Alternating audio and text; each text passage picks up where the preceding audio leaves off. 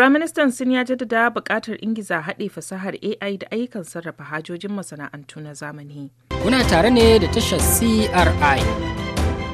Firaministan ƙasar Sin Li Qiang ya jaddada buƙatar ingiza haɗe fasahar ƙirƙirarriyar basira ta AI da ayyukan sarrafa hajojin masana'antu na zamani. Li Qiang, wanda mamba ne a ofishin siyasa na kwamitin kolin jam'iyyar Communist ta ƙasar Sin, ya yi tsokacin ne jiya Talata yayin wani rangadin aiki da ya gudanar a birnin Beijing.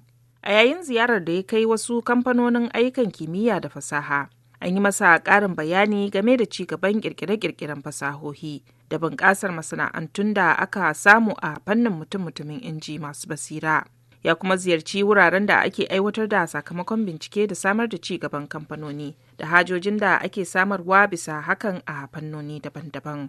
Sakamakon abubuwan da ya gani, Li Qiang ya ce mutum-mutumin inji masu basira sun zamo jigo na haɗe fasahohin AI da sarrafa hajoji ta fasahohin zamani. Ya kuma yi kira da a wanzar da ƙoƙari wajen ƙarfafa fannonin bincike na asali da cimma nasarori a ɓangarorin fasaha na muhimman fannoni.